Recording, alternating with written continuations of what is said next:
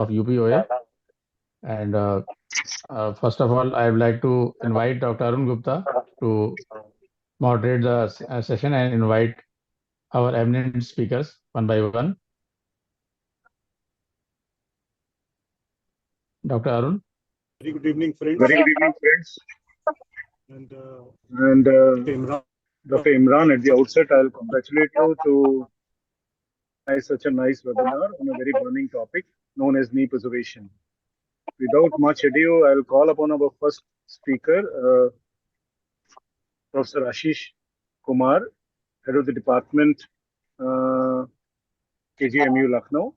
And we have other eminent speakers, Professor Sanjay Rastogi from Kanpur, Dr. Amit Jaiswal from Varanasi, and Dr. Imran Akhtar himself.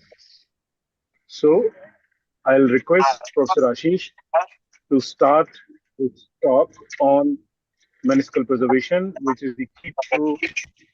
Over to you, Professor Ashish. Thanks.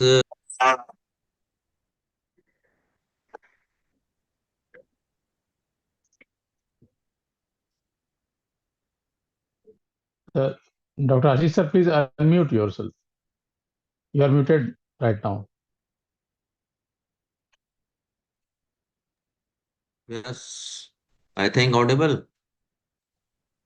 Yes, sir. Yes, sir. So बहुत दिन से zoom की आदत छूट गई है तो इसलिए थोड़ा सा दिक्कत था. Okay, so I thank you, Imran, and all the participants. Very good evening. So here I am going to talk something about the meniscus preservation. What is the rationale and the techniques? Of course, it may appear theoretical or something like that, but one has to revise the things. So we all know that these are intra-articular knee structures which are semilunar, wedge-shaped, fibrocartilaginous with the type 1 collagen. And of course, they are all are of immense importance, not vestigial like appendix. And they do a lot of functions like flow transmission, shock absorption, stability, nutrition, joint lubrication, proprioception. They decrease hoop stresses, increase contact area and congruity of the femoral and the tibial condyles, so that this way we just delay the arthritis, which may be otherwise imminent. So if we talk about, it has got water content, 75% low permeability, low compressive and shear modulus. Therefore, meniscus trap the fluid, allowing fluid pressure to build up. It is very deformable. This is very important. It takes the different shapes and can accommodate high loads. Axial load transferred through the joint is converted into meniscal hoop stresses, which is diffuse one. So it is not a point stress, which is damaging the cartilage. The meniscus conformed to the femoral condyles, increases its circumference, translates outwards, spreads the loads over a large contact area, hence reduces the stress. This is again and again has to be emphasized. And this we can see the diagrammatically also. And if it is removed, then you can see it results in the cartilage to cartilage contact and a high pressure, which can be seen on the computer images. And that's why it invites arthritis. This is the basic reason why we should prevent the removal of meniscus. These are not vestigial. So again and again it is being said, and here are certain details, but these are something more scientific and which is not required.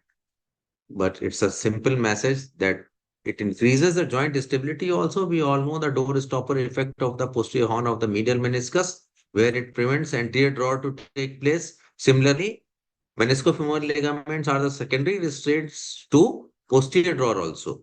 So it is stabilizing your knee joint, as well as the congruence produced by the menisci leads to rotational stability also in the knee joint.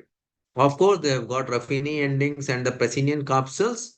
So, and it is attached to the femur and to the tibia, menisci. So, they provide the proprioception also. So, removal is a multifarious damage to the joint, which leads to or invites the arthritis.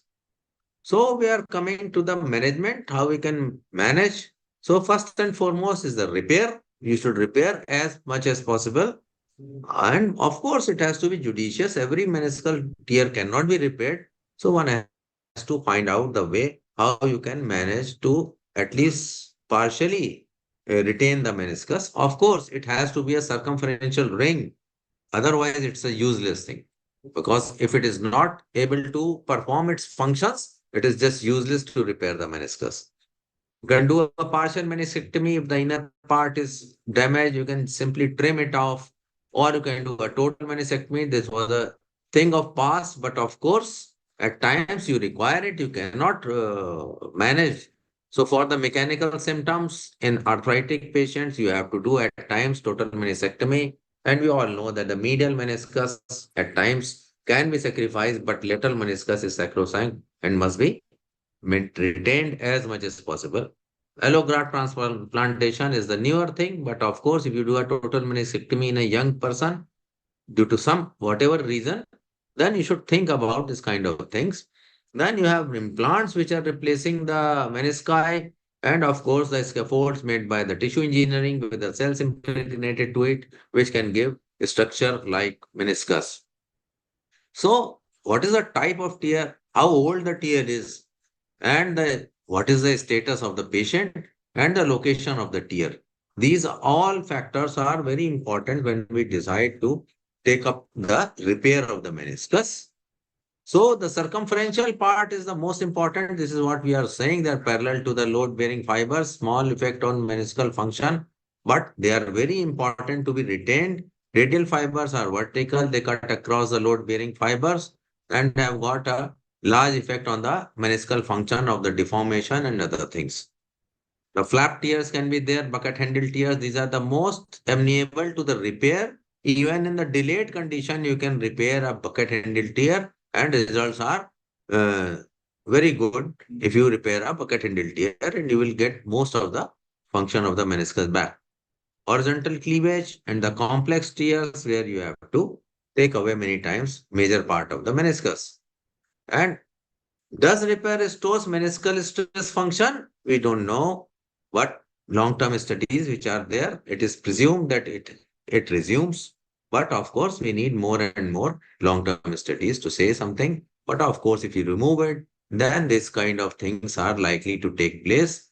The arthritis that will be invited if in a functionally very active persons and of course, younger if you remove it, then this can happen. So if you talk about the rationale of the preserving the meniscus, we have talked a lot of things. The fate of meniscus is left in situ at times of ACL reconstruction. Many times we find the lateral meniscus in a peripheral tear. At times they are to one surface only, they are not through and through. They can be left as such and likely to heal if they are stable and not coming into the joint. Meniscectomy versus meniscus repair, we have discussed a lot about the thing. Now we talk about the repair techniques. It can be inside out, gold standard. We all know how it is being done, but I will show a little bit of videos. The body and the posterior horn. Of course, in posterior horn, you have to be careful. But for the body, it's one of the best thing. Outside in, anterior horn and the anterior half of the body, you can easily do from outside in meniscal repair. And all inside techniques are basically reserved for the extreme posterior tears where they are vital structures and you just cannot afford to go behind and do other kind of repairs, or you can injure the saphenous nerve on the medial side and posterior interosseous nerve which are at risk on the lateral side. But one has to be versed with all kind of repairs because most of the times you need a combination, especially in the large bucket handle tears where you need it and you have to use all in the different regions. So a partial meniscectomy you can do for the to stabilize your meniscus. Just remove the inner part, the white zone where we know there is a poor vascularity, and you can just remove and let the rest of the things comfortably serving their function. This is how you are going to balance your meniscus. I just go ahead. So these are the different regions have been shown, the outside in the anterior part and the all inside in the posterior part, rest of the things in the medial part. Nowadays, we are doing a lot of all inside because of ease of the way doing it and the surgical time you are saving, but the cost is exuberant. So at least I do combinations and I keep them reserved for the posterior part only. So these are the things which are required. These are the zone specific cannula by the CONMED. They are very useful and I find them much better for the anterior part, for the posterior part. You can use them with a double loaded these needles and the fiber wire. So this is just one small clip that will show you the inside out repair, the bucket handle reduced. Then you have to make it rasp it or you have to with your shaver with the suction off you roughen it because it is said that it is a non-union that you are preparing to be united. So then you have this zone specific cannula through which you are passing the double needle with the attached to the fiber wire. And with this, you just go behind, take them out over the capsule. You have to tie the knot after reducing the uh, your segment. So this is the second one that we do in this manner. The same cannula, and you can see the suture has been put in. Similarly, you can do multiple sutures. So I just proceed with the rest of the slides rather than putting, on. So this is all inside meniscal repair. You have multiple videos on the net, so I'm not again a bucket handle tear. We all know that bucket handle tear is the. So these are the various devices by different companies, but with a almost similar techniques where you are putting a uh, uh, just outside the capsule, they are piercing and flipping the device which is attached to the fiber wires, and from the knot you can just proceed. But of course, cost is a big discuss. Again, we are thinking about preserving the most of it and trimming only reshaping. Of course, the peripheral rim has to be sutured. This is what recommended for here the some uh, documentation. For the same thing, you should preserve the peripheral rim and the central part to be sacrificed. The horizontal tear or the peripheral part of the uh, discoid meniscus. Again, you have to do this kind of repair. Again, it's a all inside type of repair, but of course, it is closing the fish mouth deformity by passing the suture like this with the suture passing devices we are using for the shoulder many times. Adding biology to your repair is very important. PRP, fibrin clot, stem cells, and the placental membrane. I have experience with the PRP and the fibrin clots. So, with the previous slide, we have seen the repair. You can put a fibrin clot inside and close the defect. Many times there are cysts through this kind of tears. So, you have to clear the cyst and you have to close the this fish mouth deformity with the fibrin clot in between. Then biological augmentation, here's again some papers which can show you root erosion is very, very important and you have to be careful because once root is avulsed, then it is a total meniscectomy. So you have to do a repair, but first of all, you should see the alignment of the knee before proceeding for any root repair.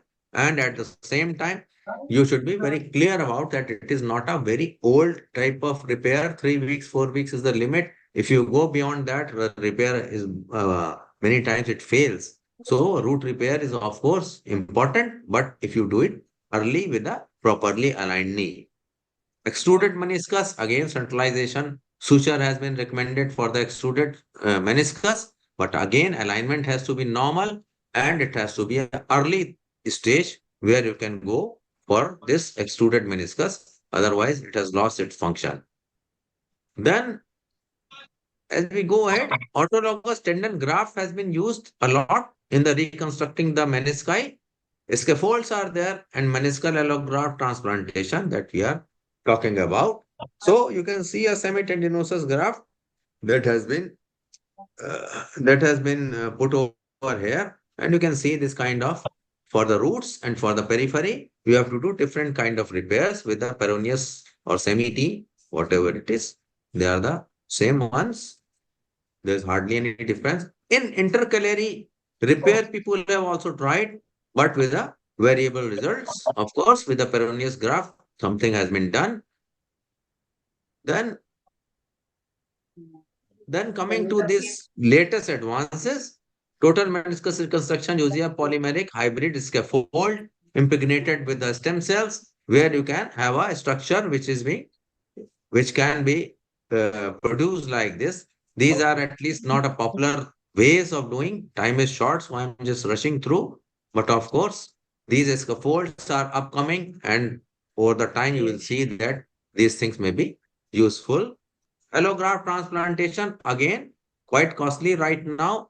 And of course, again, you have to do in the same manner, take out with the cadavers, with the root, with the bone plugs, and you have to reproduce the meniscus inside. A matching size is also important, but not very popular and quite costly right now. And these details need a separate discussion, I think.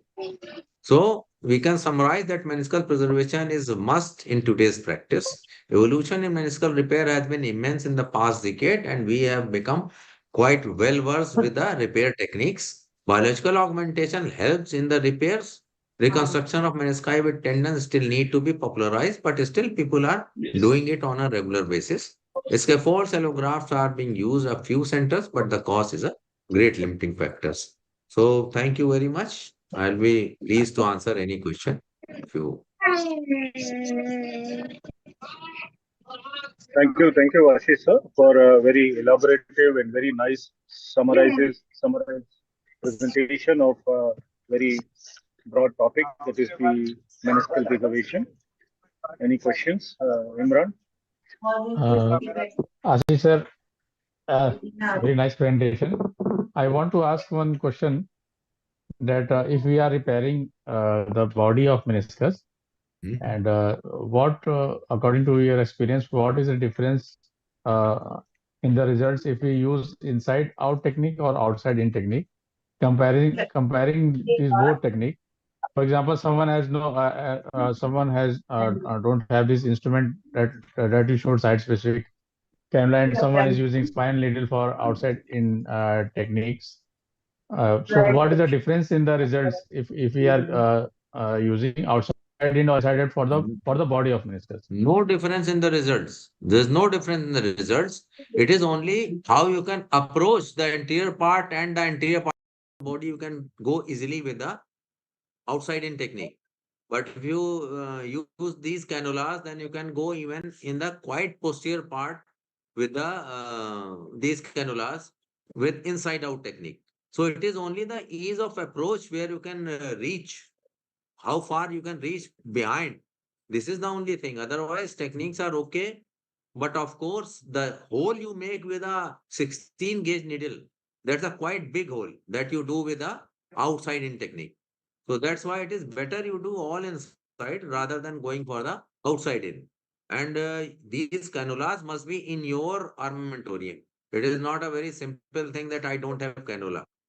You can use any other thing which can mimic like cannula, that you can do. But you have to have a doubly loaded suture available, doubly loaded needle with the suture. So there's hardly any difference in the technique as far as I believe. But inside out is a better one as compared to the outside in. Arun, add Sir, something? so small, no, sir, excellently explained about that. And more about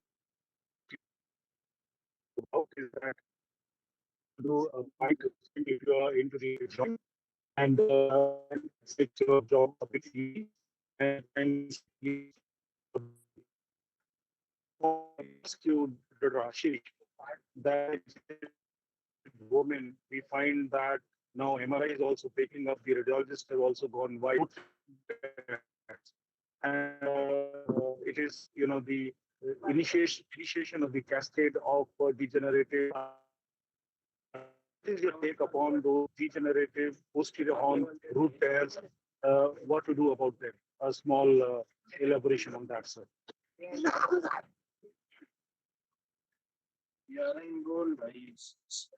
Imran, you can repeat if he is asking something. Uh, Sound was not Sir, clear actually. Yes, sir. The voice was interrupted Yeah, that's due why I to some couldn't get the internet question problem. if he asked Yes, something. sir. Sir, Dr. Arun, you can write your question in this chat box also because your voice is came interruptedly. So, I think you should proceed with the other things, Imran. Time is okay, running, I okay, think. sir. Okay, sir. So, Dr. Arun, please invite the next speaker.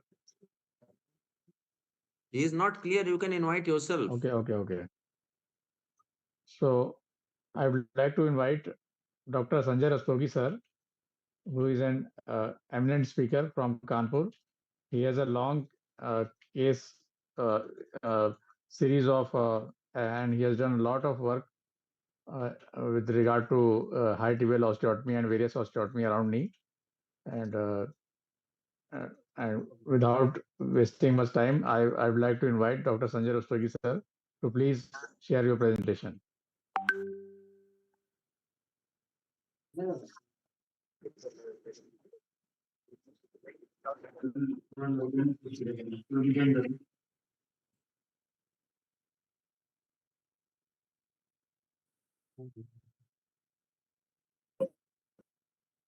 Dr. Sanjay, sir, please share. Yes. Good evening, friends. Mr. President, we are happy President Dr. Tripathi has joined us, and I'm grateful to all the members of the executive who have given this opportunity. I'll be speaking on role of medial open wedge high tibial osteotomy in ONE, which is a very common problem. I'll explain the rationale, the implant use, which is very specific, the techniques and the case. Mechanical load of a joint compartment leads to cartilage damage, and which ultimately leads to degenerative joint disease. So the main idea is to avoid mechanical overload, and this is shown by Coshino. There is a grade 4 damage to the femoral condyle, and this is the power of regeneration after medial open wedge high tibial osteotomy.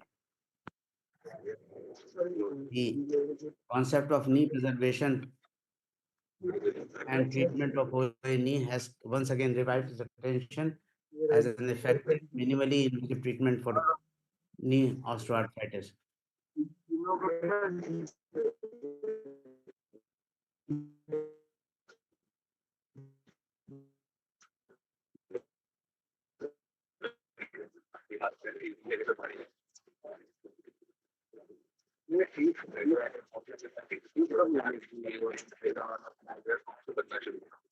And we have to find out which is the ideal case for medial open wedge high tibial osteotomy. Any patient who is active physically is a good candidate. Age is no bar. Patients up to the age of 94 has been operated. The tibia where an angle is more than 5, then it gives better results. Of course, the lateral compartment has to be intact, and even when there's a some degree of flexion deformity by the surgery, it can be managed. However, patient should be ready for some pain tolerance in high this contact sports injury in sports activity. ACL, PCL deficiency is not a contraindication, and with angular stable implant, obesity in smoking is also not a contraindication. This is a one-stage internal special frame which has four proximal and four distal locking head screws, which provides stability so much so that up to 22 opening can be created medially without any interpositional graft. The first series of more than 700 cases, it has been demonstrated, and this provides a improved osseous primary stability with the stomophyx. Medial, there is plate. Anteriorly, there is bone contract. Laterally, the hinge is intact. And dorsally, the implant is placed in a manner that the screw provides proximal and posterior support. Initially, the tomofix was good enough for a 6 feet high patient, but then they came in 2010 with a Asian version which has the same properties and the biomechanically. Now, what is to be understood is that it is a biological procedure. It preserves the vascularity of the soft tissue and bone. It is biplanar and it provides inherent stability, gradually opening with adequate medial release, corrects the alignment, and compression of the lateral hinge by a lag screw stabilizes it. Stable fixation with the angle stable implant allows functional rehabilitation. And the first 707 cases, which were followed for 7 years, the VAS improved from 4 to 0.5. Patient was full weight bearing after 10 weeks. There was no neurological complications. And out of 707, only 3 required TKR in the first year. Now coming to the procedure, like Drawer has suggested, the deformity should be corrected where it belongs. In this picture, all the 3 are varus knee, but the area of deformity is different. So depending on where the deformity belongs, one has to do the corrective osteotomy. For doing this, we have a full length X-ray with the patella facing front, and then we draw the line and decide what is to be done. Now to make ourselves understand about the biplanar concept, this is the bone. The two osteotomies are being represented by the blade in the bone. So the anterior osteotomy is a complete and posterior osteotomy is an incomplete. Anteriorly, the tuberosity is intact, and the site of osteotomy is the junction of convex and concave part on the medial border. So this makes a isosceles triangle, and there is no displacement on the median lateral. The patient is operated supine with a lateral support and a foot pad, which allows easy position, 90-degree flexion and full extension, and the contralateral leg is lowered at the hip, and the patient is operated from the opposite side. The C arm is on the same side. Landmarks are marked in a 90-degree knee flexion position, and they are medial joint line, cranial border of pes, medial collateral ligament, and tibial tuberosity. Incision is a 5 to 6 centimeter incision starting from the anterior part of the insertion of pes incidence in a direction of posterior cranial way. After skin incision, proximal border of pes incidence is identified. It is retracted distally through the bursa, which is there at the distal end of the pes incidence. And once it is retracted, this medial collateral ligament is seen. This is erased distally to decompress the medial side.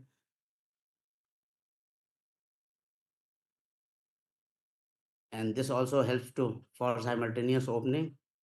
The most important thing in osteotomy is that it has to be atraumatic, and it is performed very slowly with very little pressure under constant cooling of the saw blade by irrigation, and every time new and specific size blade should be used. This was demonstrated by taking an MRI immediate post-op, and this is the hematoma which is seen. But after 6 weeks, when we took a MRI, the hyperintense granulation tissue, which is an indication of a bone healing, is seen, and the hematoma is reduced. And at this stage, patient is ready for partial wound bearing. This I've already explained. The osteotomy has to be isosceles at the junction of proximal concave and convex border. For internal navigation, a wire is put in a AP direction, which is parallel to the lateral tibial slope. So this is on the lateral view. it is the osteotomy would be in the same plane. For transfer of osteotomy for internal navigation, two wires are passed from medial to lateral side up to the lateral cortex, and this is in the plane of tibial slope on the of the lateral condyle. So this is the slope, and these two wires are in the same plane. After that, the third wire is put to know the depth of the osteotomy. This is marked on the saw blade, and the blade, as I said, should be new. It should be 0.9 mm thick. It is not the osteotomy blade, which is 1.27, which leaves a large gap. It should be 20 mm wide and 90 millimeter long, so that the osteotomy is into the lateral cortex. The ascending osteotomy is a osteotomy which is parallel to medial slope. It is a complete osteotomy,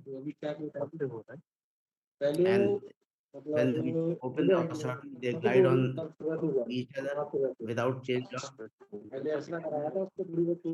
flow and without any translation.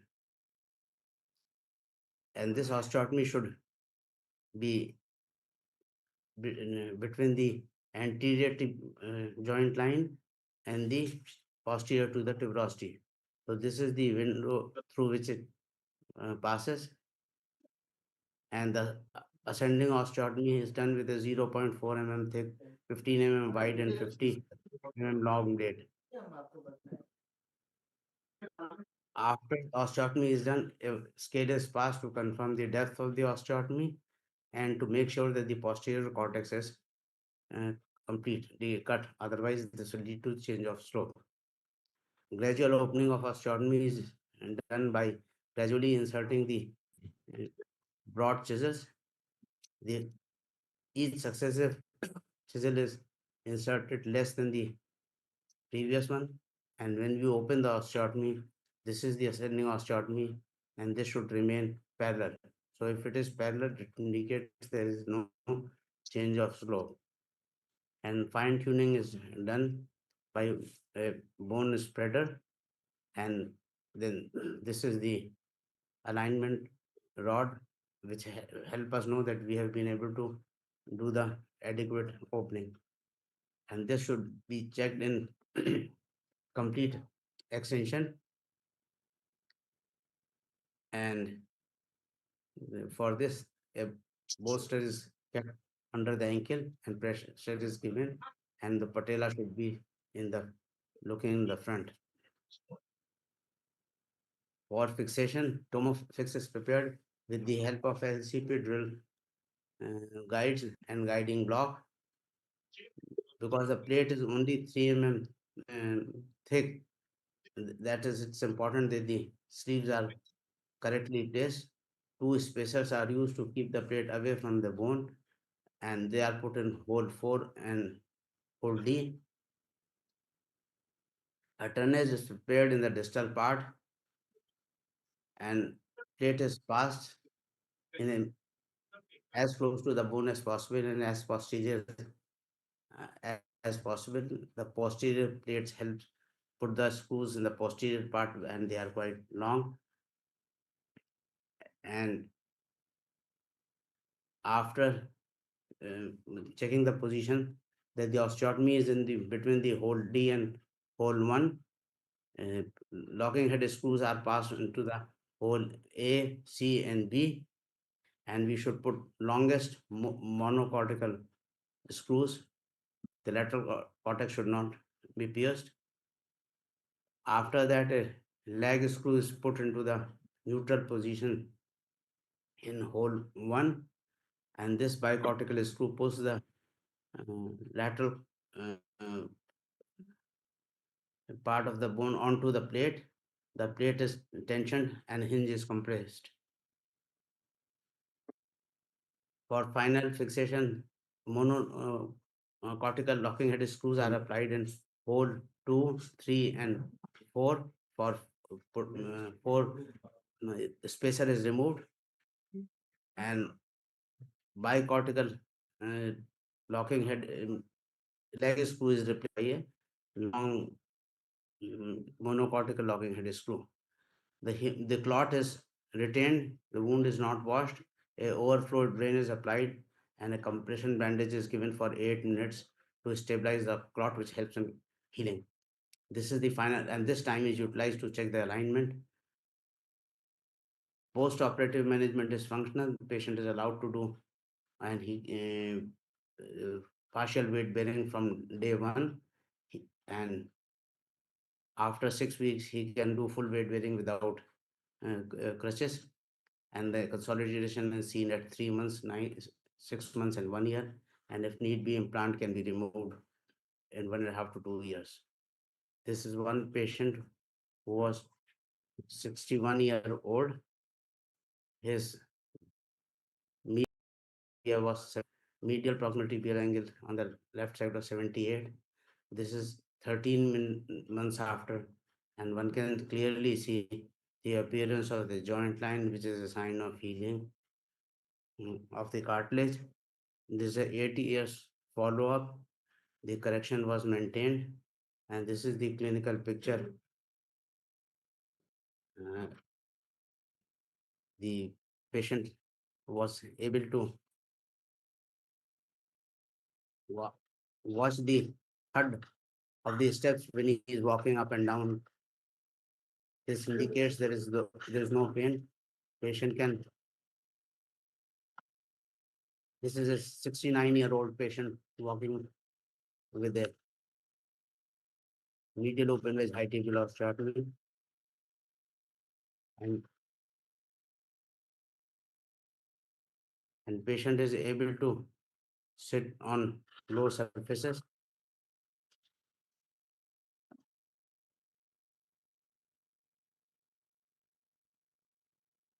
So any patient who has bilateral tibia vera and complaints of knee pain, this procedure should be offered to him. Early the better, before monocompartment arthritis becomes a tri-compartment arthritis. So the take-home message is overload medial compartment ONE, and active individuals should be treated by medial open wedge high table osteotomy. We should not close our eyes to evidence, science, skill, and need of our population to sit on the floor.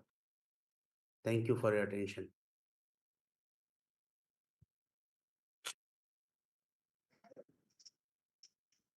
Thank you, Dr. Sanjay Rastogi, sir. If there are any questions,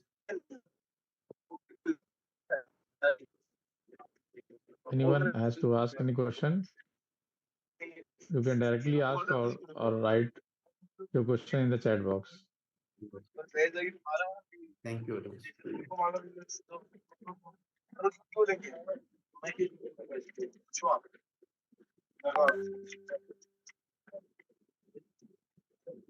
So I think Can we call upon we the next should speaker? invite our next speaker.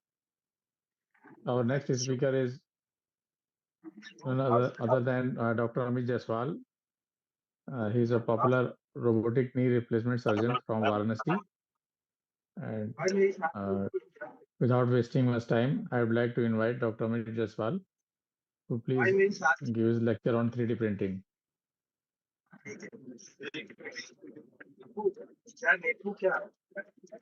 Good evening, seniors and dear friends.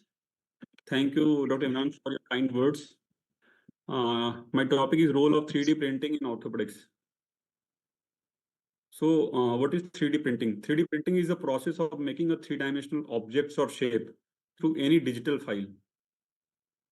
So, 3D printing was first invented by Charles Hull in 1984.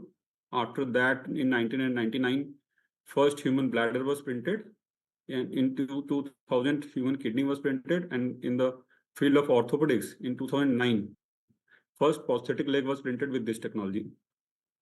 The material that we use during 3D printing is basically either it could be plastic, resin, or nylon, or you can use metals like stainless steel, gold, silver, or titanium as a raw material for printing for 3D printing, and you can use the ceramic as well. So how it works in orthopedics? In orthopedics, we usually take a 3D CT scan and we 3D model of CT scan, and we use this 3D model data with the help of CAD software, that is computer aided design software. With the help of this software, we create a 3D model on the computer, and with the help of this data, we can print the multiple jigs as well as implant. So we first do the 3D CT scan, and with this data, we do the planning, how we have to prepare the jigs or the implant, and then we send this data to for printing on 3D printer. And sometimes if you want to print the metallic implants, so with the help of anatomic model, you have to send the data to implant manufacturer, where they can print the metallic implant, and then that implant is delivered to the surgeon, and surgeon performs the surgery after the autoclaving those implants. So till now, role of 3D printing is widely used in orthopedics and plastic surgeries, cardiology, spine surgery, dentistry, and neurology. ज्यादा phone मत किया करो, काम किया करो.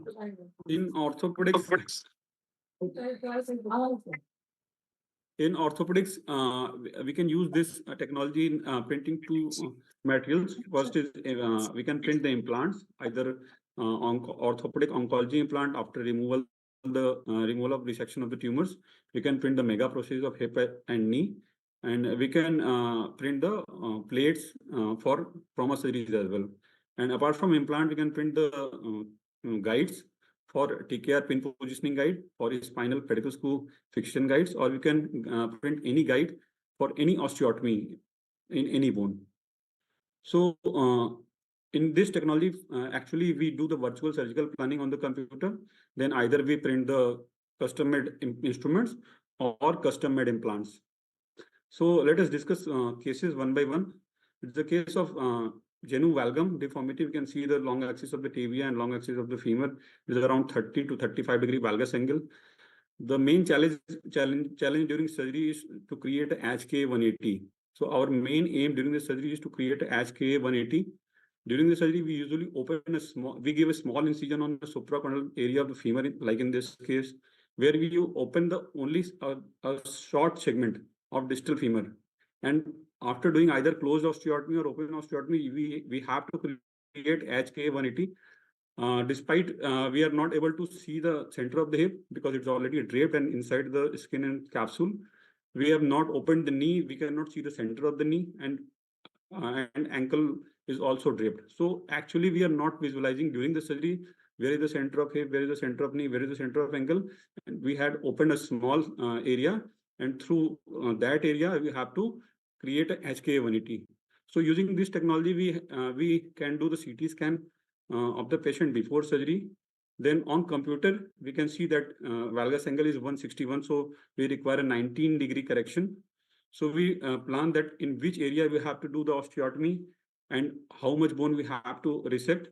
And we can print the jigs that help in the osteotomy. Like in this case, it's a virtual femur and virtually planned designed 3D model of the jig, on which we have created multiple holes for fixation with the help of K-wires.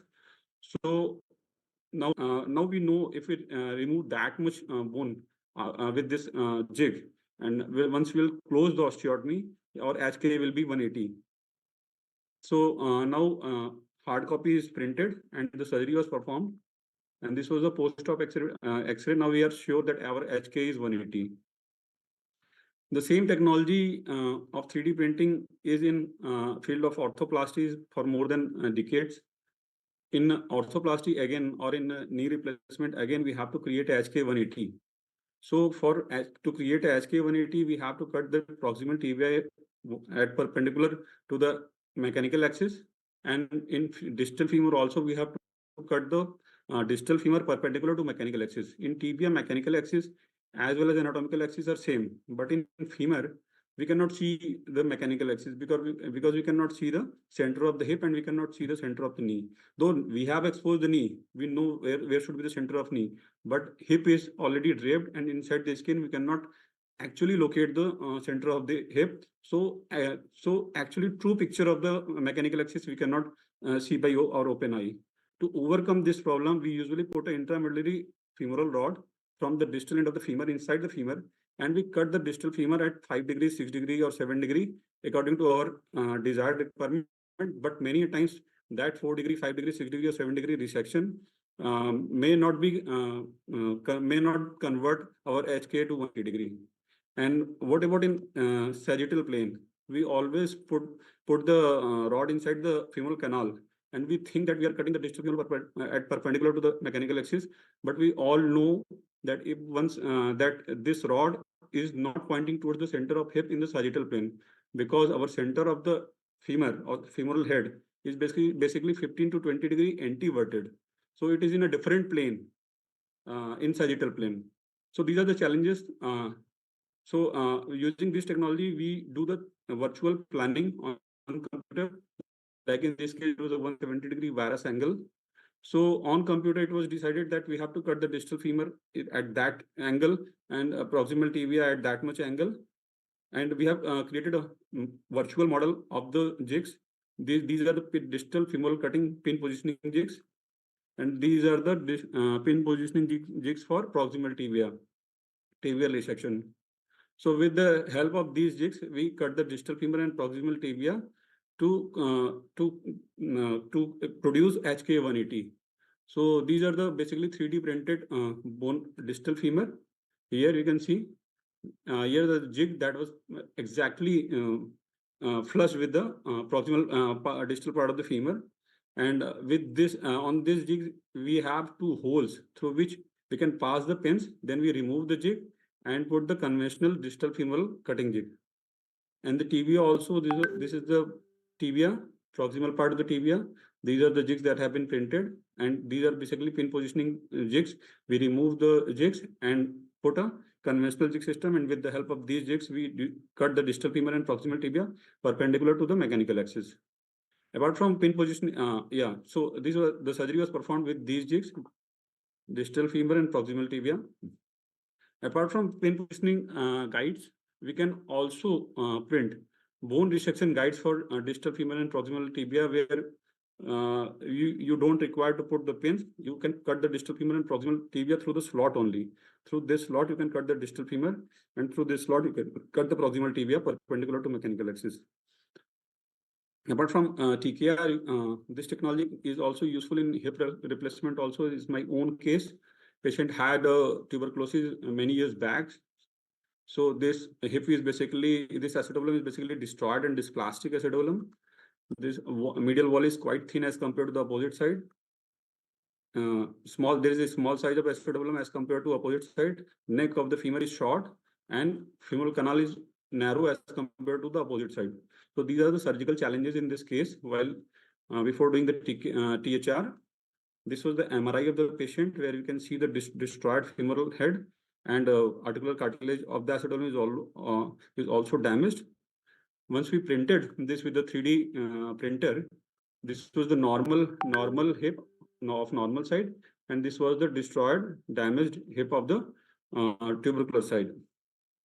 So during the surgical planning, before going to the OT, during this pre-operative planning, when I tried to negotiate the smallest size of the cup, that was the 42 size cup, I was not able to negotiate the cup inside the acetabulum.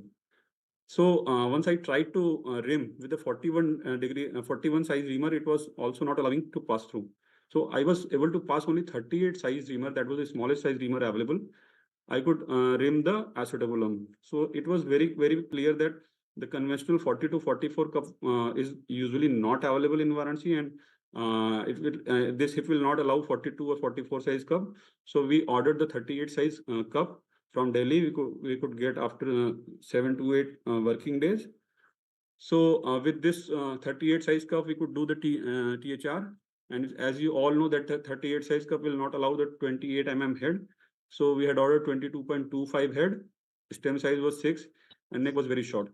So if I would have opened this case without any planning, I would have stuck and I would have failed on the surgery. So this was with this technology could manage this case. This is the 3 months post-op. This technology is also useful in the revision scenarios, in a revision orthoplastic cases or in a fracture acetabulum cases where there's a big defect on the acetabulum side, where you can print the patient specific cup cage construct, or in a revision TKR also you can print patient specific bones and sleeves according to the defect configuration. This is how 3D printer prints. This is my own lab. Acetabulum, which is quite big, is being printed. This is another video of 3D printing of the acetabulum.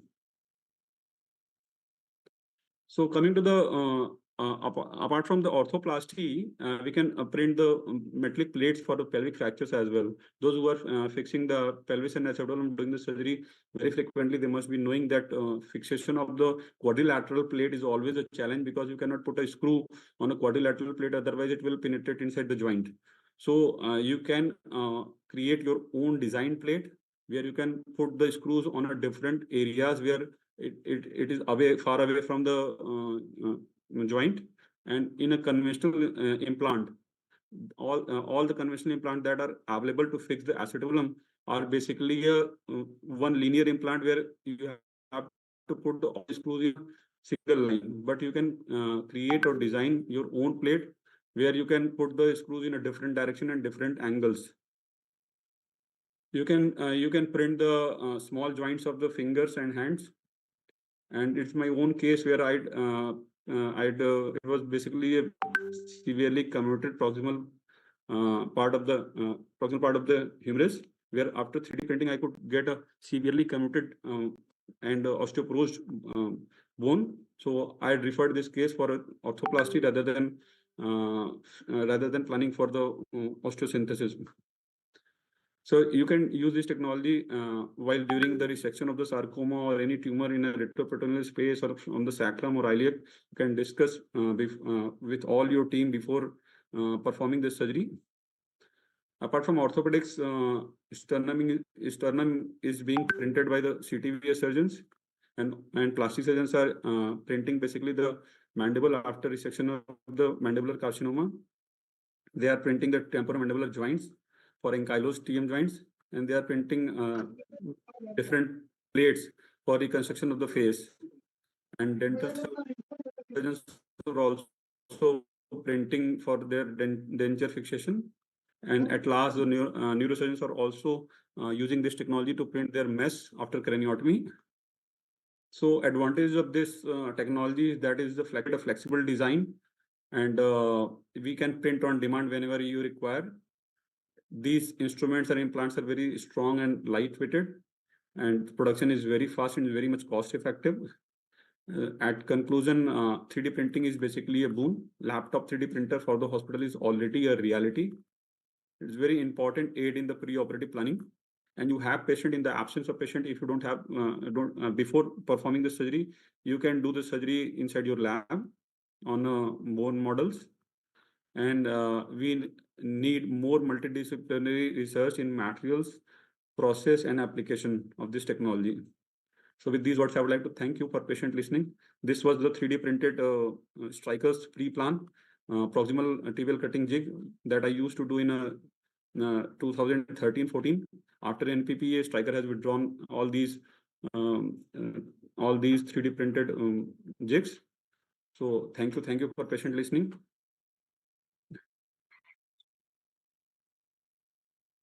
Thank you, Dr. Amit Jaiswal. It was very elaborated 3D printing role in various aspects of medical science, and it was really eye-opener.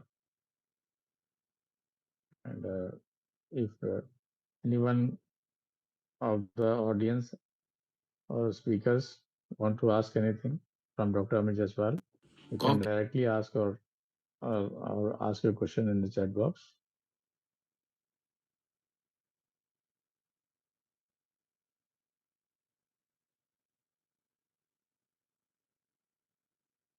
So, Dr. Amit, what is the cost of this installing this machine, And per patient, what extra cost it bears?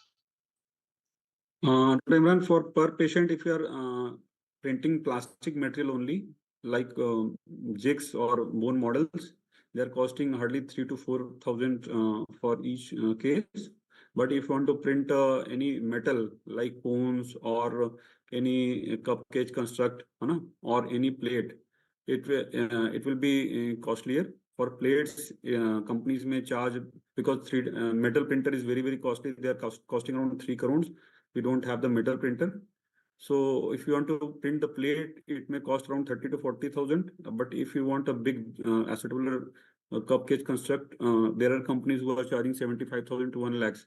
But they are still economical if you compare with the imported implants that exactly do not fit on a deformed or damaged surface or defective acetabulum.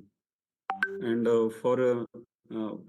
if you ask me, my printer is costing around 12 lakhs, which is a plastic printer. We can print the plastic material only with this.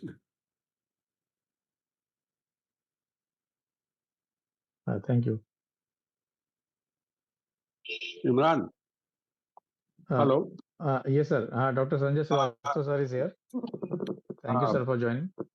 I must congratulate Dr. Amit. It's a wonderful presentation, and it's a developing technology and quite useful in various scenarios.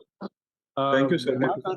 My concern is, what about the approvals? Is it approved for uses in India, and FDA has cleared it? Sir, if you talk about the jig, like osteotomy, in my case, for printing osteotomy jigs or using this jig for doing the osteotomy, we don't require any approval from any FDA. If you are putting the implant inside, definitely. If you are putting the implant inside, definitely. If you are using conventional implant, most of the companies, they are already approved. But till now, people are doing for a different or difficult situations, like in a damaged acetabulum or a pelvic discontinuity, where people are not taking approval from any FDA. I don't know whether we are medically safe or not. But at this situation, we do not have any solution for that, actually. I agree. The issue is these are very complex cases, and Yes, definitely you are risking your reputation, and you are liable to land up in trouble at some point of time. And yes, it's very important that we should have some mechanism to get these things approved, because that will help us a lot. That's my take on this.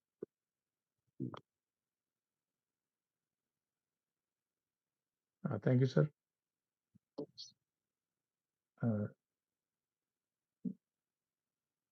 Dr. Amit, please unshare. Yeah, okay. Dr. Amit. Dr. Sanjay. Yes, Dr. sir. Yes, Sanjay. sir. Dr. Amit, is this procedure recognized by the insurance agencies or insurance companies? Because they sometimes raise a question, why not a conventional one? Why this 3D printing procedure? Because they mostly don't approve it as such. Sir, what can be the logic to promote it and to get it passed or approved by the TPA persons, insurance companies? For me, or the number of cases that I have done and I have shown, all those are basically difficult situations where you cannot manage with the conventional instrumentation or conventional implants. Like in a debut, like in a small cup or a small stem that I had used, that was basically a Johnson Johnson cup and stem, THR. But basically, during planning, I could get that I may be stuck if I had to open that case. So I had waited till the Johnson Johnson company has provided me, debut company has provided me a small size stem and cup. For jigs, I think though companies will not give any extra money to cut the distal femur or proximal tibia and TKR, or during the osteotomy, company will not give any extra money to print that jigs. Definitely, you have to afford that cost. And if you ask me, sir, lots of company like Striker has a pre-plan, and DAPU also has a 3D printed jigs that were available. But after NPPA, since the government has capped the cost of the implant to 65 or 70,000, so all these companies had withdrawn their 3D printed bone cutting jigs. Even Striker has withdrawn. So company is not going to give you, but in a different situations like pelvic fixation, where quadrilateral plate is already damaged, you don't have any implant or any plate that exactly fits, and sometimes you may feel difficulty while putting the screw, and all your screws are going inside the joint. So in a difficult situations and in revision scenarios of hip where the acetabulum is very very big, so in that situations people are using it, and I don't think, sir, a company will give you any extra money. That Uh, means patient has to bear the extra cost. Yes, sir. Sure, sir. Okay. Sanjay, sir, you want to say? What I feel, many of the time we have faced this situation that we are using something which is out of the box or unconventional, and insurance companies will ask you why you are using it. You can always justify in complex cases that this is it's a uncommon situation, and for the best of the benefit of the patient, this is the best technology which should be used, and they agree to it. If you write it, it is for the benefit of the patient, and this is the safest thing which should be done. But Sanjay, sir, Uh, many companies are not giving robotic charges. If we I feel know, that, I know. yeah, sir. I know because robotic is something different. It's a blanket technology, but here we are talking about a specific case that I want to use this implant. If you say that you want to use a 3D printed implant, and looking at the difficulty level and the complex situation, this is the best thing which we done for the best of the interest of patient recovery and safety. If you write that, they have no option to ignore it because the safety is compromised, they will be in a trouble. So that is stand and take. As far as implant is concerned, instrumentation they will not give you. So I think 2-3,000 rupees for a instrumentation that can be adjusted in the cost of the implant. The company people can bear that much of cost. So that's how it can be negotiated. Yeah, yeah. Thank you, sir. Now let me invite the fourth speaker, Dr. Imran Akhtar. Dr. Imran, you please share your screen.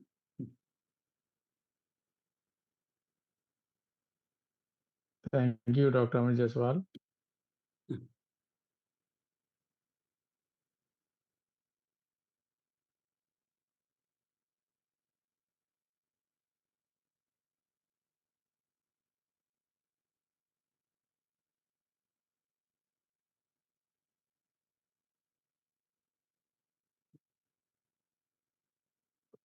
So I'd like to have a case-based discussion regarding cartilage saving procedures like this osteochondral cylinder transfer techniques. So anatomy, as you all know, the cartilage is a hyaline cartilage, and it has three layers, two horizontal layers and one vertical. So whenever in arthroscopy you see a cartilage lesion, we should classify, and we should clinically we should decide the lesion, and we should check the resilience, flexibility of the cartilage, the color, the surface of the cartilage, localized thickening, or either there are deposits on it or not. What is the extent of the lesion? What is the depth of the lesion? What is the location? Is it in the weight bearing zone or not? What is the shape, and what are the edges? The edges are stable or not?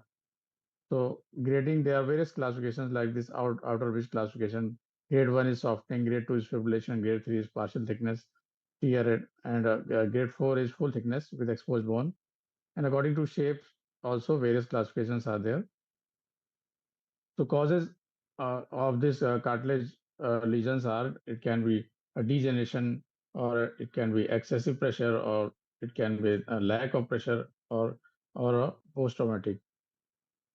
Predisposing factors are instability of the ligaments and soft tissues, pre-existing degenerative changes or inflammatory reactions or interruption of blood flow or a chronic usage of drugs, steroid and all that.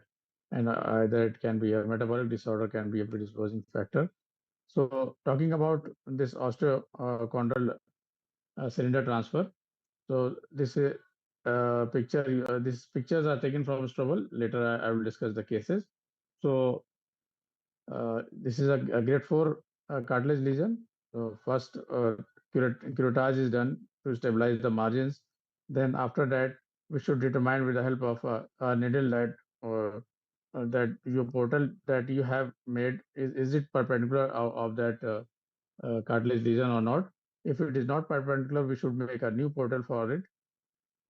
So we should determine next is we should determine the size of the lesion, and we should see that we want to do a one osteochondral cylinder transfer or two or three according to the sizing. So this is donor site harvesting technique is shown, in which this harvesting is done from the non-weight bearing zone, uh, either from the femoral notch on the lateral aspect of the upper femoral notch, or it can be taken harvested from the lateral femoral trochlea in the non-weight bearing zone. So this cylinder has been harvested. Then this is the recipient side.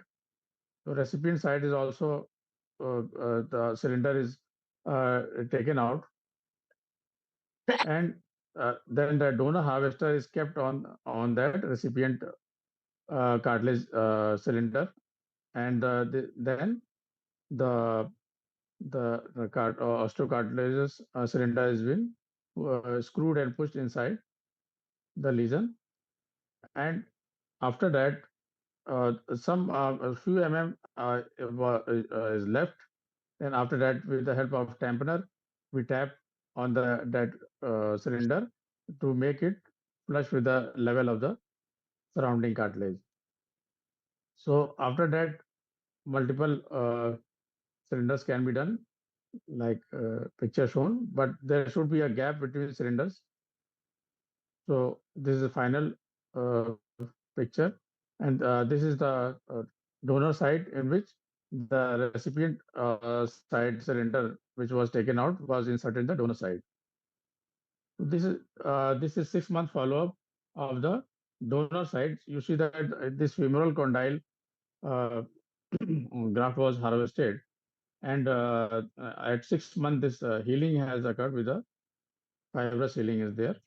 And on the recipient side, you see at 6 months there is complete healing, and cartilage has grown on the margins also.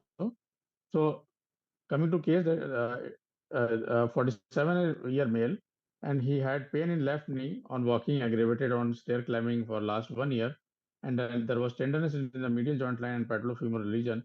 Range of motion was normal, and other tests and laxity was normal. X-rays were normal.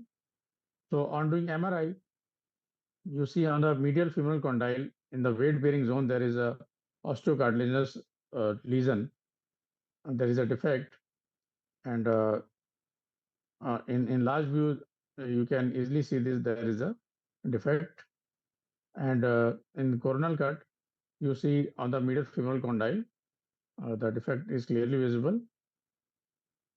In large view uh, defect is seen, and also there is in the axial cuts, you see in the patella, under surface of patella also there is a osteochondral defect.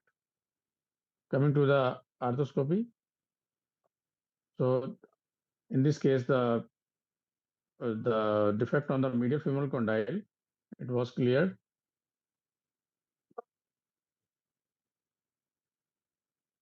Then it was curettage was done. Then uh, we have determined how much cylinders are required. On the this recipient side, the recipient harvester was hammered, tapped, and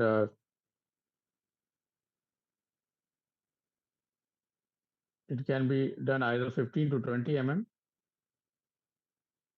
Desired is usually 15 mm. So this was after first a cylinder taken out from the recipient side. Then sizing was done. The depth was determined. Then the donor side was harvested from the lateral femoral trochlear region at the lateral margin on the non-weight bearing zone. Then that donor harvester was kept at the 90-degree on the recipient vacant cylindrical side. Then it was gradually, with the screwing movement, it was passed inside the recipient side, and with the tamponer, it is made flush with the margins. And similarly, other cylinders were made and grafting was done. And the last microfracture owl was tried, but after owling, it was seen that the margins was still unstable. You see that the margins were still unstable uh, on the medial side. Then again, one more cylinder was made, and likewise three osteochondral cylinder were passed. You see there was a gap was made between the cylinders, and this was the final picture. So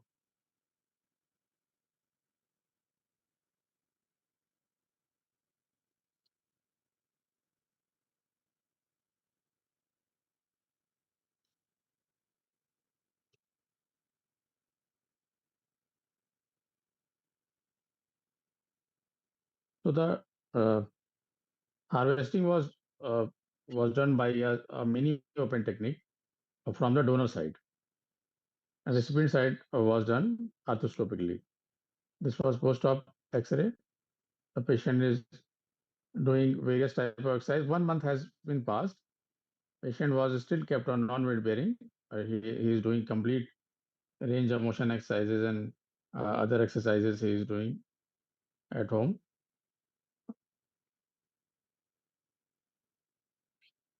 I'm skipping this video.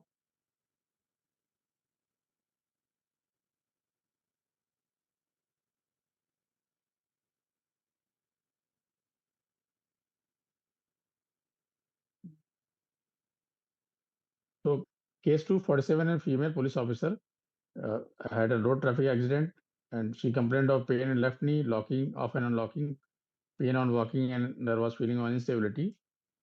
So the MRI showed you see the report. There was medial meniscus tear. There was partial MCL tear mentioned, and there was ACL tear, low grade partial tear. Some kind of reports usually radiologist gave, but we should not rely on such type of reports. We should evaluate the films, and the clinical evaluation is very essential. The MRI and the sagittal cut, usually we cannot appreciate. In this case, we were thinking that there was simple meniscal tear or ACL tear. This was axial cut, but in coronal cut, on seeing the enlarged view of this coronal cut, there was a osteochondral defect medially, which was seen arthroscopically.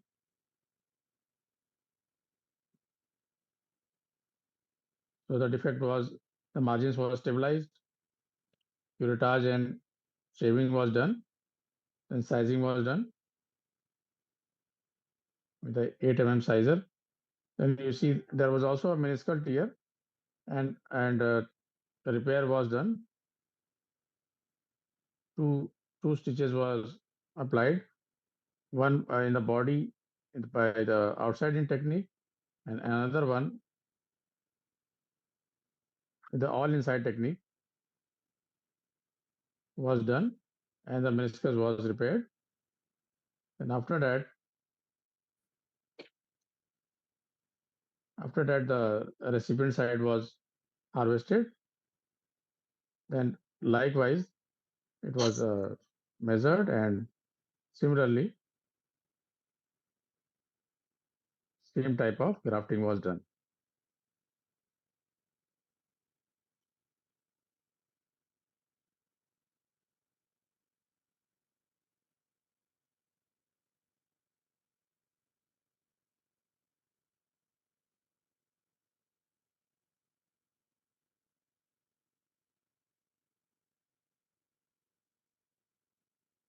So post-op rehab depends on the size of the osteochondral graft and the number of grafts used.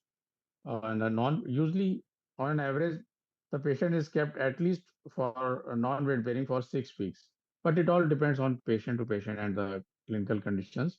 And 10 kg weight bearing may be allowed if the grafting you have done, if it is good press fit, then some weight bearing can be allowed, but on an average 6 week non-weight bearing is kept. Then weight bearing range of motion exercises are started 1 week post-op, and until then 0 degree sprint was applied for 1 week. So that the take-home message is uh, we should not rely on MRI reports, and all arthroscopy cases should have all types of armamentarium of various types of reconstruction reparative procedures, especially we this cartilage lesions. Sometimes we plan a ACL reconstruction case, and suddenly we see a cartilage lesion. So this osteochondral transfers, or popularly we say Oates procedure also. So this the armamentarium instrumentation of this Oates procedure should be kept in hand in the OT, ready in almost all the arthroscopy cases, and especially when the patient says that he has some post-traumatic joint pain, and you see a pain in the joint line. So we must suspect if the patient of ACL or ACL tear, he complains the pain in the joint line, then we should suspect that there may be a cartilage lesion evaluated, and age, and we should customize our cases according to the age and activity level of the patient. The profession of the patient is also important. The size of the defect is important. The angular deformity should be kept in consideration before planning this care procedure, and also ligaments instability should be evaluated, and meniscus should be considered for a better clinical acumen. We should decide all these things along with this osteochondral transfer. We should analyze all these parameters before doing this procedure. And during the procedure, a 90-degree approach should be there. With the throughout the procedure, we should keep our instruments at the 90 degree to the cartilaginous surface, and this we should keep constant knee flexion. Fixed knee flexion angle should be kept, and the knee should not be kept moving throughout the procedure. And also we should the sizing should be better determined, and preferably it should be as press fit as possible. Thank you for your patient listening.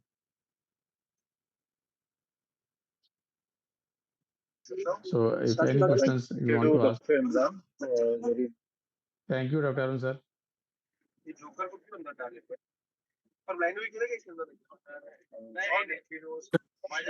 allow partial weight bearing, and when do you allow full weight bearing in after? Uh, yeah, usually what we do in weight bearing zone. So almost all the patients are kept non-weight bearing for at least 6 weeks. In few of the cases in which we are you have done a very good press fit, some toe touching or some amount of weight can be done, but most of the in most of the cases, to be on safe side, the patient should be allowed range of motion exercises, and we should keep the patient non-weight bearing for at least 6 weeks. I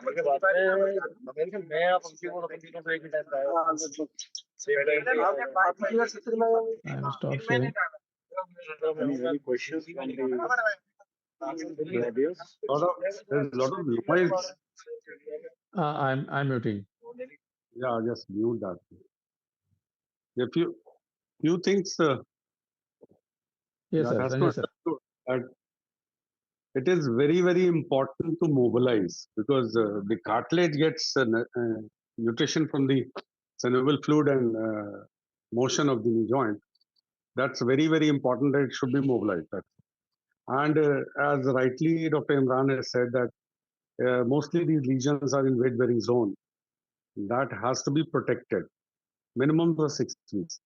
Because delaying weight bearing is not going to harm, but if we do an early weight bearing and the cartilage get excessive pressure and that further lead to the necrosis and failure of the procedure will happen.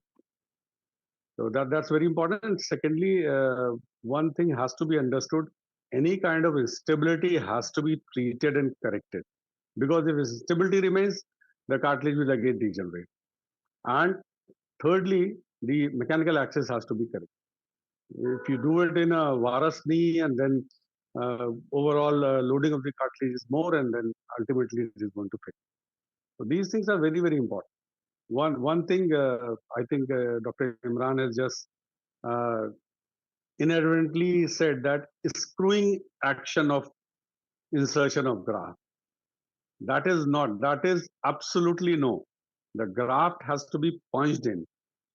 It is actually the handle which has a screw. You tighten that screw and graft is pushed. So graft has to be punched in and there should not be any movement.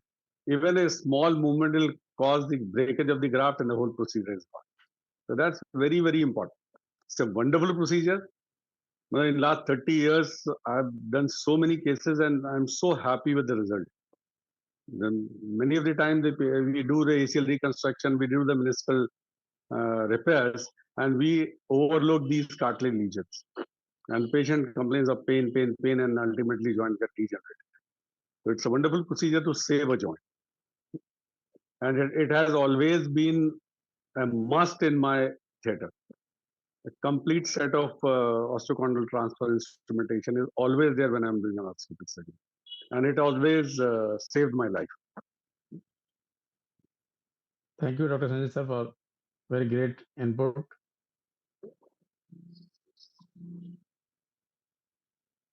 Can you Dr. hear Govind me? Sethi, sir, has joined from UK. Yeah. Thanks for Yes, having sir. me, you see. One thing is, I mean, a really nice talk, I think he's all talking about mosaic plastry and so on. For young adults, really a must do. How do you normally tell the patient, suppose Dr. Srivastava say he goes ahead with an arthroscopy. Naturally, when you do a mosaic plastry or osteochondral defect lesion, because most of patients over here are working class and they would like to know much in advance what is the state going to be post-op. Are they happy to go back to work because their livelihood depends a lot on that? So do you warn them in advance, the patient, that, okay, for 6 weeks, you will be partial weight bearing, and so you won't be able to go back to work and so on? So what are your thoughts about it? Second question, do you have any patients after the mosaic plastry or this osteochondral defect, have they got worse after that? Thank you. Dr. Sanjay sir has more experience on this topic regarding the result of the patients. And if the Sanjay sir is asking that is the patient symptom gets worse after what's procedure? Not really. I have not seen it. But the thing is, what I feel that if there is any reason which is leading to instability, that will definitely cause pain and disability to the patient. Maybe consider a failure of the procedure. Secondly, coming to your second question, that how you convince the patient. As Dr. Imran has very rightly said, we don't have to focus on the report. We have to focus on the plates and correlate with patient symptom. Any patient which comes to me for instability and he complains of pain, I have my all ears open that what is the cause of that pain.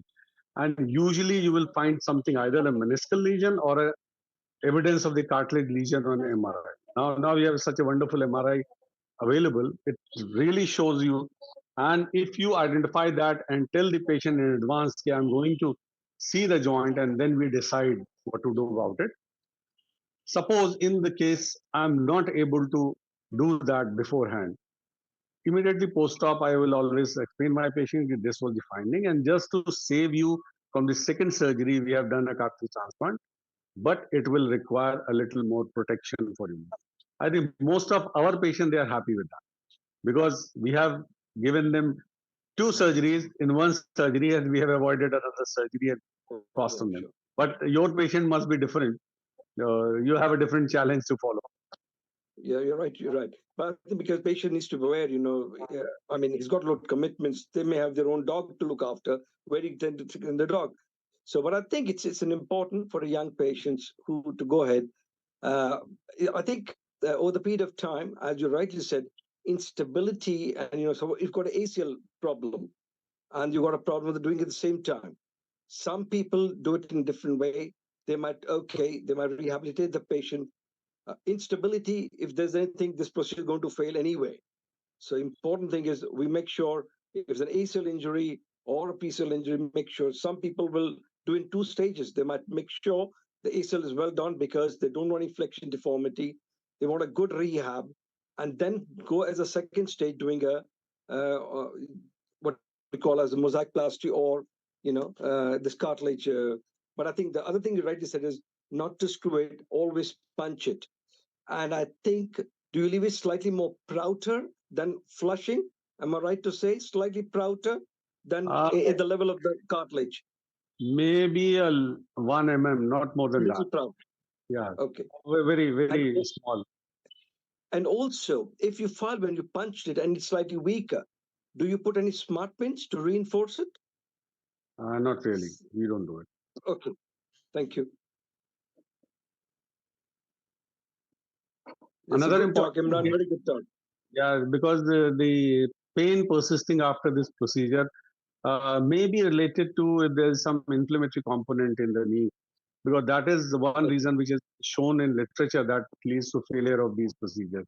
If patient has an inflammatory lesion, an inflammatory arthritis, and in those cases you are doing these things, the chances of failure are high. I think it's But like almost relative contraindication, I would say. I have a few patients which we have operated. Those patients have undergone ACL reconstruction, meniscal repair somewhere else. And after that, they were very happy with their stability, but they have the persistent pain. And the reason was this cartilage lesion. And we did this mosaicplasty and the patients are the pain is Do gone. you, yeah. Do you normally, when you have a scenario like that with the patient going to be symptomatic, do you normally give a trial of, for example, a local anesthetic and see if the pain is gone? Because it's not the instability or it's the cartilage problem. Right. No, I never did it. Just to test it, it could be multifactorial. Maybe this is a knee pain, it's a global pain. So if it's a cartilage, you just give no steroids, just a local anesthetic. And if your pains get better, the instability is not getting better with local anesthetic. That means there's something going on, and probably mosaicplasty is the answer for that. That's good suggestion. We have done this diagnostic technique in hip.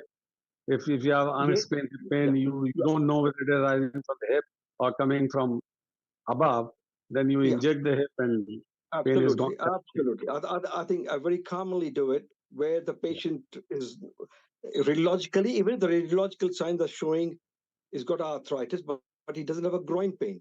He may have a spine problem, So rather than doing an arthroplasty, give injection, even if he get better for 2 or 3 days, that's a good indication to proceed for a hip replacement. True. Thank you. All right, sir. So, any other question? I think one question that Dr. TPS Lamba has asked, that how long osteochondral defect repair take to heal? Dr. Sanjay sir, How- Usually, how long? we assume that in 6 weeks' time it has healed because once you remove a cylinder, you have reached to a normal vascular bone. And the graft which you have taken is again a normal vascular graft, and immediately you are transferring.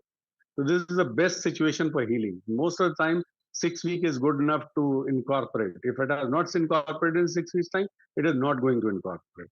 So that's the time which we take for healing, and especially if it is a press way graft. And it's very, very important to have a proper instrumentation, because just by measurement, you are drilling and then taking a cone and fixing into it. It might not get a good press fit, and then the result is compromised. It will take longer time to heal, or it might go into non-union and it becomes a sequestrum. And if you use a bigger size of graft and tunnel is smaller, it is going to fracture. It will not. You will not be able to seat it well. So it's very, very important to have a good instrumentation which is exactly matching. Your recipient and donor side should have a perfect match. Then only you will be able to create a press fit. So 6 weeks is standard time, which is considered good enough for healing of these grafts. Yes, thank you, sir.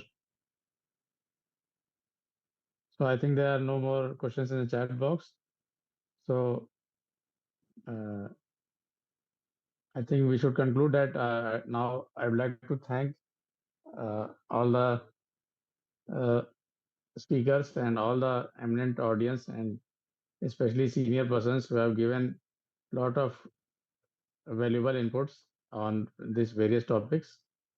So, Dr. Arun sir, are you there? The moderator is not here. So, thanks everyone to join this webinar. And with that, we conclude. Thank you. Thank you, everyone. It has been a very Thanks nice OrthoTV interactive and thanks discussion. UPOA. It Thank has you. been a Thank you, very Sanjay nice sir. interactive discussion, and thanks to all the speakers for enlightening us. Thank you, sir. Thanks UPOA and thanks OrthoTV. Thanks, And Dr. Dr. Imran, for Sanjay your is also saying thank you. thank you, Dr. Imran, for your nice presentation, and many thanks to Sanjay sir for sparing some time for us. Thank you very much, everyone. Thank Yeah, you. well done, Imran. I joined a bit late. Thank Very you. nice. Nice to see you guys. Thank you. Thank you, Dr. Govind Sethi, sir. Okay, So we are leaving. You'll be seeing me, and I think I'm coming to Noida. Might see you there. Are you all there? Yes, sir. Yeah. Okay. In UP Orthocon, probably, sir. That's Yeah. right. Yes, I'm sir. joining Yes, there. sir. In UP Orthocon. Yeah, nice to see you. I'll be very happy to see you guys. Thank you, Thank sir. you. Bye, bye, Good sir. night. Good Well night, done. everyone. Bye, Good everyone. night. Good night. Bye-bye. Good night. Good Bye-bye. night. Okay, bye. Bye, bye, sir. Bye, bye. Bye, everyone.